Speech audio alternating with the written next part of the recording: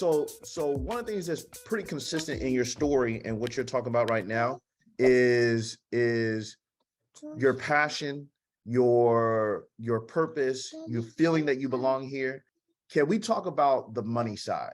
Because I think there's sometimes we run into a situation where we say, yeah, I have a purpose to help everybody, but I don't want to be broke, right? Can you talk about the money journey in that with your stuff, please?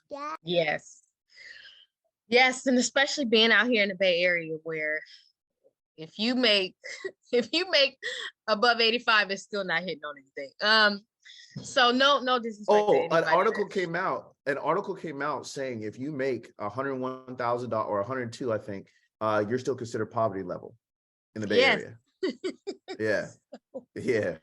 So yes. I also think, part of my journey is also being confident in what my value is. And I remember being like a research associate and going to being a healthcare analyst. And back then I wasn't living on my own. I was living with my grandfather. And so I felt like I was doing pretty good by, making, 80 something $1,000. But I had to, one, wake up because eventually I was on my own. And two, really understanding what my counterparts are able to get as far as salary. And but how are you able to figure something like that out? Because that's taboo in the it is world. taboo. It is taboo. I have a lot of friends that work in public health. I have a lot of friends that work for places like Kaiser and Stanford. And because of our friendship, we eventually were able to talk about this taboo topic, which I think for a long time, it was kind of like this thing that we don't talk about. But in an effort to like support one another and getting the salary that we feel like we deserve, we had to talk about like, well, what are you being offered?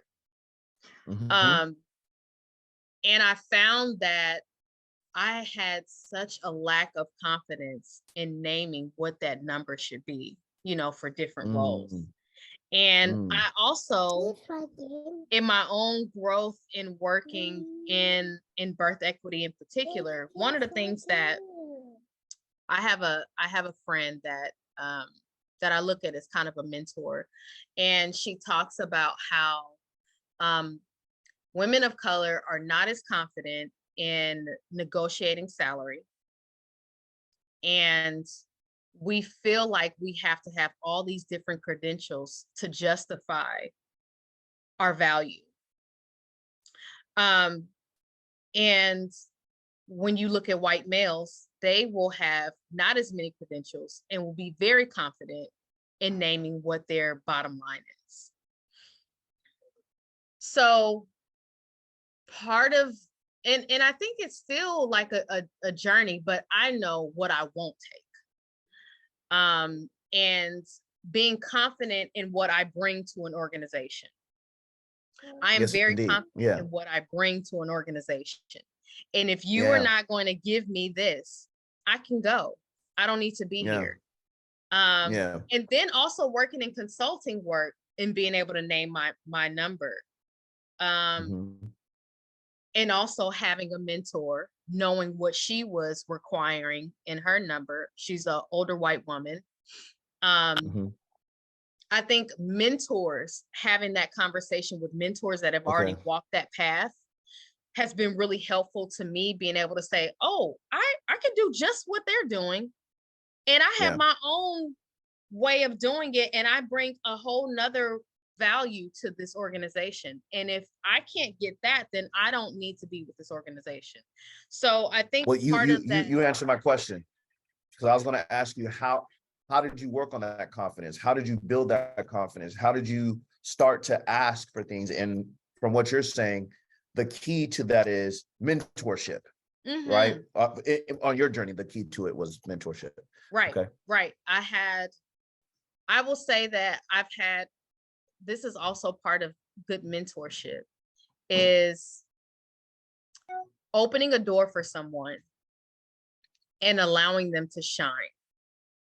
And Wow. that is one thing that I've had in two mentors that I have in mind, is they helped to open a door for me.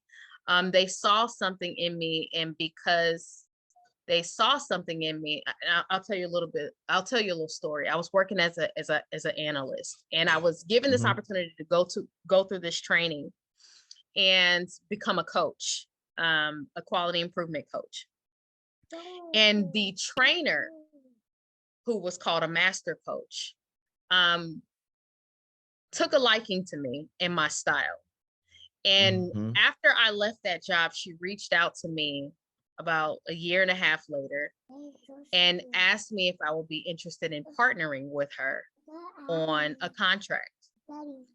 And what's crazy about this is just the month before that, I had taken the leap to start my LLC. And Mm. so I was like, absolutely. I just started my business and I need an opportunity.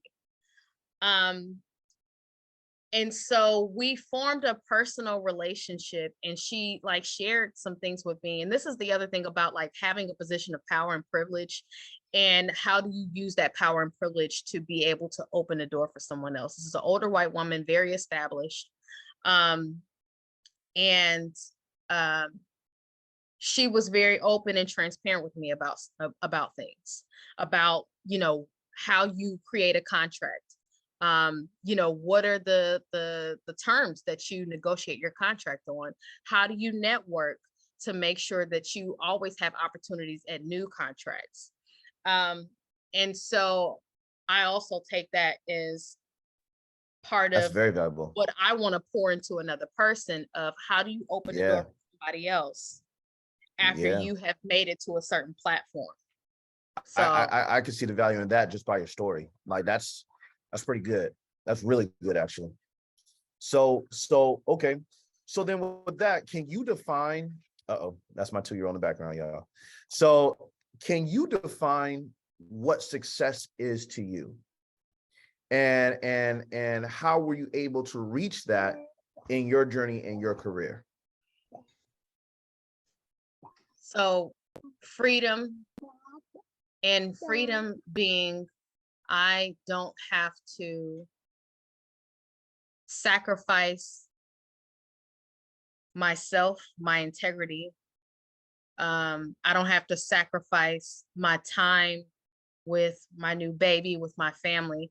That is what success is. Success is being able to um, have experiences and share experiences with my family, and not have to choose between, oh, I can't do this because A, I can't afford it, or two, I have to work. And so I won't be able to have this experience with my family. So that is what success means to me. It means having options, it means having freedom, and it also means having stability for my family. And how would you say that equated in dollars in the Bay Area for you? I will say, I had to, my friend asked me, she said, um, what is the dollar amount that you need in order to be able to live how you want to live? And I'm not like balling out of control, but I'm not necessarily balling, but I do have the space to be able to have experiences. I do have the space to be able to pour into my business. I do have the space to be able to have Wait, experiences. I'm gonna have to stop you right there, sis. You are falling into that trap that you said that your friend talked about with women of color. We asked you about your success. We didn't ask you about what you're not. We asked you to describe your success. We asked you to own it. We asked you to give that example. And here's why. Because your success is something that someone else doesn't have and would love to aspire to. You may not be where you want to be, but there's someone who wants to be where you are. And Yeah, that is a level of success that you should own, I right? hear you. And I appreciate that. Yeah. So I just want to say that because I can't allow you to continue. It's okay to want more and still appreciate where you're at. I'll say it Yes, like that. yes, indeed. And I will say that it at this point, it is very important that now, are you asking about a specific dollar amount? Whatever you feel comfortable talking about. Okay. This is your world. This is your story. You Okay. go ahead. Okay. I'm So just gonna intervene a I couple times like I just did. That's all. I think living in the Bay Area, um, I won't necessarily say a dollar amount, but I will say this: being able to when you have a family, it's important if you are able to be above 130, 140, probably 160 to really be comfortable. 160 is the comfort level. And I will say that you also have to move strategically. So one of the things that my partner and I did is, and some people, um, there's a lot of back and forth about, what are the best strategies when it comes to making a living, um, starting a business, and whether you buy, whether you rent, especially in the Bay Area, what's the most strategic thing to do? Man, I'm sorry. You preach to the choir, but that's just me because I'm from the Bay, but everybody else don't know. Man, those are some of the most heated arguments out here. Because $100,000 or a couple $100,000 ain't the same out here as it is somewhere else. No, it's not. So anyway, No, it's yeah, not. yeah. And I will say this also. The more money I've made, one thing that I can say about, and again, that's why I appreciate you asking what does success look like for you, because it's going to be different for everybody, right? 100%. Um, and so the more I've made, I'm a very like modest person, and so I don't Hmm. splurge on material things. But some people that Hmm. might be success for them. That might bring them joy. That Hmm. doesn't bring me joy. And so I pour, well, we pour into our home, we pour into our businesses, we pour into, Hmm. I know you set me up with the life insurance, we pour into our life insurance, That's right. because there's a long-term gain to this. Yes. And then, and with inflation and all these different things happening, it's important to not get too excited about making over 160 a year, 180 a year. Hmm. You have Hmm. to, if you were able to make it at 100,000, then figure out maybe there's some changes you want to make for your quality of life. But it's also important to, when you have that increase, like how do you deploy that money so that it is a strategic move and it's helping you to grow your net worth? Yes. What well said. Well said. And so to summarize that for the young people who might be watching this, or even for the seasoned people who's watching this and they're like, I've been trapped in my job and I wanna step out on my own. You're letting them know it is possible to create a living from this and create a comfortable living per se from this, where you're making over 150,000. You can do that. That is a possibility in this field, right? And so that's powerful. So I just want to make sure I summarize that for everybody, that the route she took, because and before I forget, we got to get back to the birth equity stuff, because there's a couple questions I have about that we haven't answered yet. But this just shows you that the industry itself doesn't always matter. It matters, but not always, because how many of you might have thought that you could have made six figures in public health? Right. I'm sure not a lot of you, right? Because it's not talked about. It's not the sexy thing. That you hear about tech, you hear about sales, you hear about entrepreneurship, but entrepreneurship in other areas, Mm-hmm. whatever the case may be.